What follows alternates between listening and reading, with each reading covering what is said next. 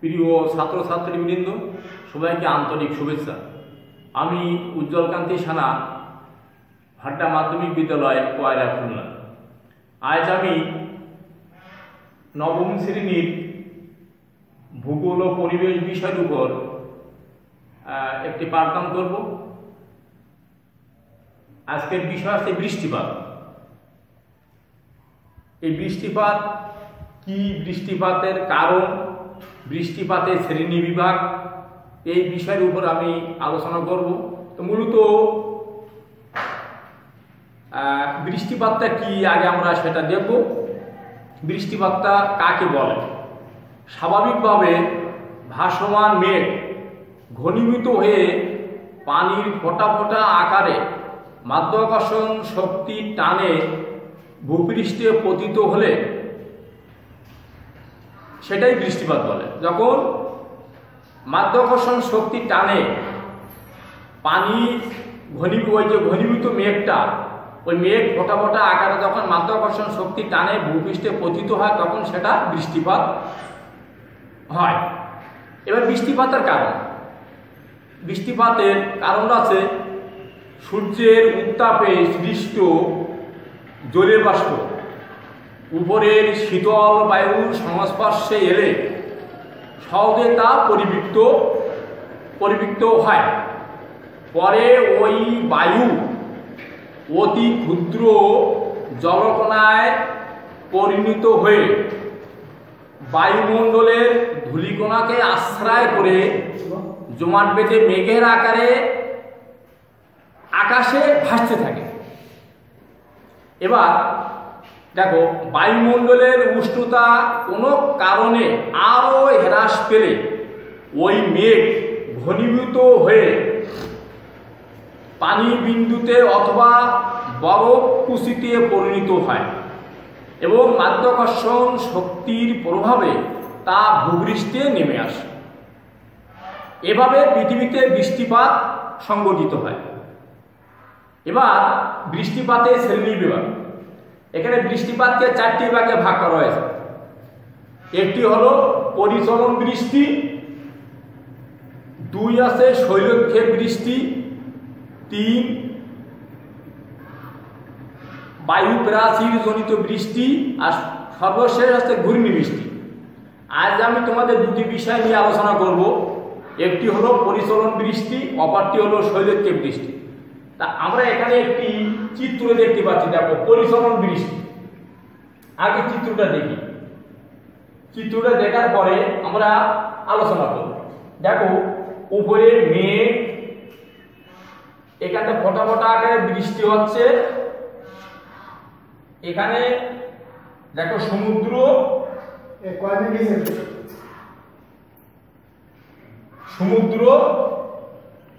এবার এই চিত্রটা পরে আমরা আলোচনা করব।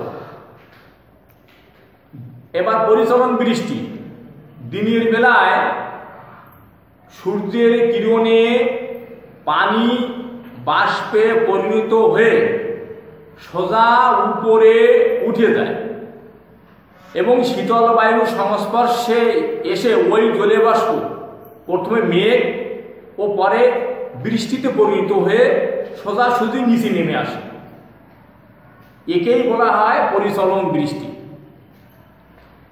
এই পরিচলন বৃষ্টিটা কোথায় হয় এটা আমাদের একটু জানা দরকার। এই পরিচলন বৃষ্টিটা মূলত হয় নিরক্ষীয় অঞ্চলে। কারণ নিরক্ষীয় অঞ্চলে হয় কেন? এই নিরক্ষীয় অঞ্চলের সূর্য লম্ব এবং খাড়াভাবে কিরণ দেয়। এই খাড়াভাবে কিরণ দেয় এবং এখানে আরেকটা কথা, এই নিরক্ষীয় অঞ্চলে স্থলভাগের থেকে জলভাগের পরিমাণটা বেশি এবং বেশি হয়। এখানে সূর্যের কিরণের কারণে সমুদ্রের পানি বাষ্প হয়ে উপরে উঠে যায়।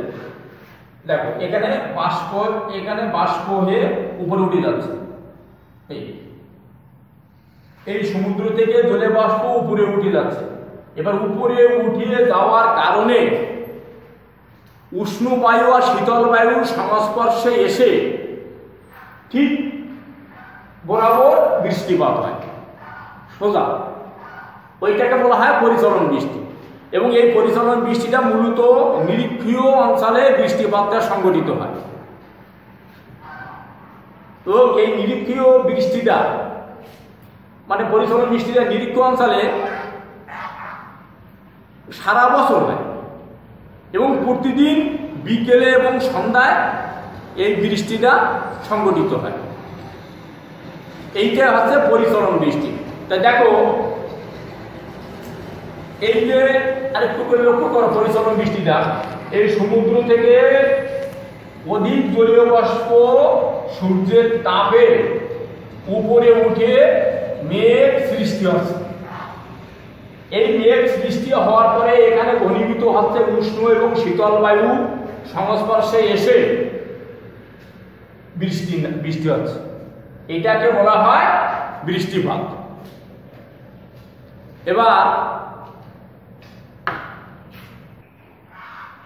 এবার আমরা আলোচনা করব শৈলক্ষেপ বৃষ্টি নিয়ে। শৈলক্ষেপ বৃষ্টি কিভাবে সংঘটিত হয় তোমরা একটু মনোযোগ সহকারে খেয়াল করবে। শৈলক্ষেপ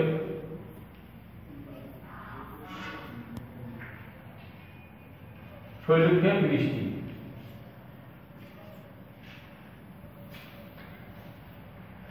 শৈলক্ষেপ বৃষ্টিটা সম্পর্কে আমরা আগে জানবো কি।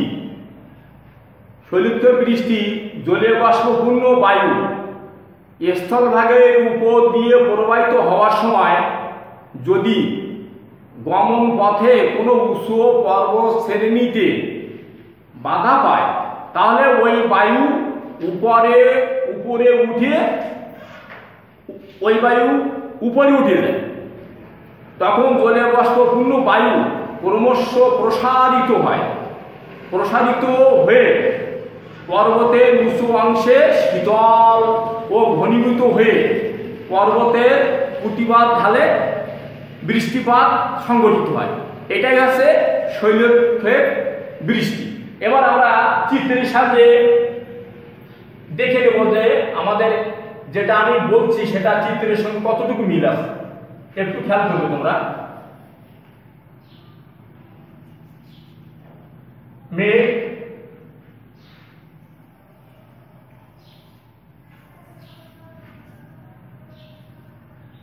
সমুদ্র, এটা সমুদ্র, জলীয় বাষ্প,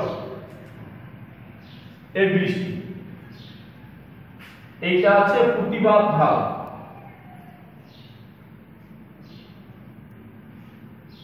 বৃষ্টিপাত, মেঘ,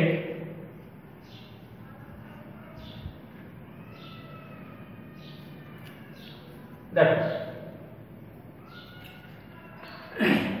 বলছে যে জলীয় বাষ্পপূর্ণ বায়ু যখন স্থলভাগের উপর